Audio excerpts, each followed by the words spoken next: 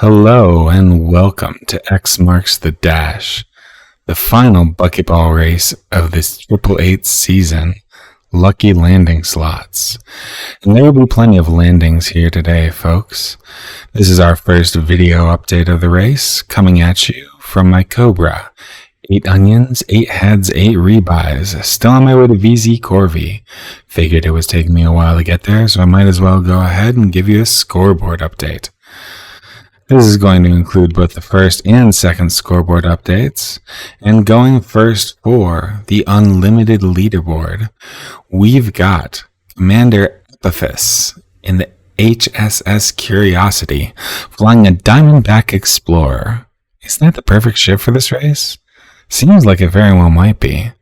Epiphas loves buckyballing because it pushes you to your limits, and he's already pushing this race to its limits, pushing near the half-hour mark with a time around 31 minutes. Up next, we had Tobias von Brandt in the Crate Fandom Half Fast, who loves buckyballing because faster is funner.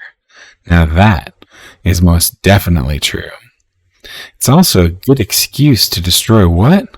To destroy himself. Well, I certainly hope Tobias didn't destroy himself on this race, because half fast is fast enough, coming in well under 40 minutes, with 34 minutes for second place. Then, along, our next contestant was Martin Jameson, who stole second place from Tobias von Brandt. I guess half fast was not fast enough. In the classic Dolphin, whip it, that's luxury. Because going fast is fun, going faster is funner. Seems like a common theme in this race. But worry not, we've got another contestant. Our fourth one, Evil Raven 30, showed up in an Asp Explorer. Seems like it's the long-range ships that are getting all the love these days. And the Asp Explorer is named Stop Looking at My Asp, which is really a shame, given the wonderful paint jobs that has. I've always loved it, especially the holiday ones, just very seasonal. And thankfully, Evil Raven was flying ships recklessly and came in under an hour at only 59 minutes. Glad that I didn't have to add that extra column to the scoreboard. It is a real pain to code.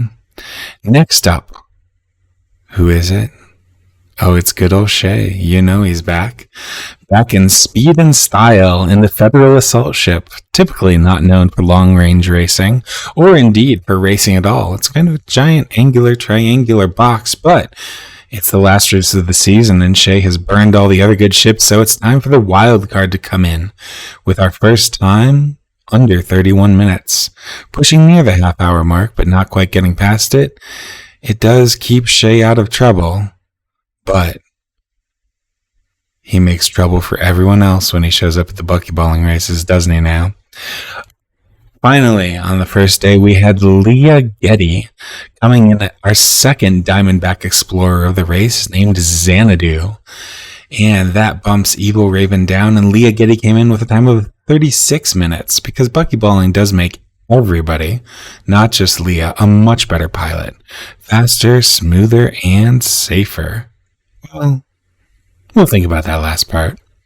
Up next, we had the veritable Inga Stevenson in our third Diamondback Explorer of the race, here to steal third place from Martin Jameson.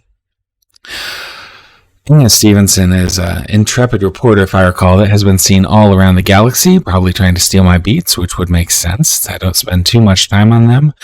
And Inga says time to play is rare, so why waste it? Speed everywhere. Buckyball the combat, buckyball the exploration, buckyball the science, buckyball while trading. You can really buckyball all the time, can't you? And that's how you get fast enough to steal third place with 33 minutes. It's just all coming up threes. So much for eights this season. Until, of course, Tobias von Brandt struck back with an Asp Scout. That third place is just turning over again and again, isn't it? Well, we've got to mark Tobias's old run out of date, because it turns out that the Crate Phantom was only half fast, but the Asp Scout, it's an Ouroboros. And apparently, eating your own tail is the key. It makes sense in this race. If you're long enough to go all around the X and still eat your tail, you've practically arrived at the finish line before you've even left the starting line. And that Got our second 33 minutes of the race, with Tobias resubmitting to fix breezer info due to an excess of Brabham tunnels in this race and large amounts of galactic instability. The Buckyball Racing Club has had to implement the breezer. Ooh, I would look that up, but I can't remember what it was off the top of my head. Accommodation in order to refund racers for times lost in witch space. And Tobias was the first, well, I would say he was the first person to submit it, but he was even before the first person to submit it. He submitted it even before it was finished. But it's understandable that racers would be eager to get back their time. After all, it is all about speed and beating the clock, isn't it?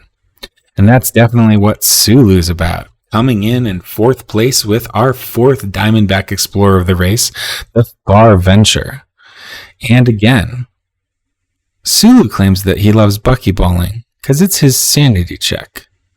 And I'm just thinking, how down bad do you have to be for buckyballing to be where you find sanity? After all, we're not exactly famous for having all our marbles. But anyways, the Diamondback Explorer is clearly the popular choice for this race because our sixth one came from J-Space, pushing the outer limits. And unlike Shay, buckyballing gets him into trouble. Now that's the spirit I like to see. Hopping into fifth place with 32... Oh, shoot. Fuck me sideways. Why is it showing wrong?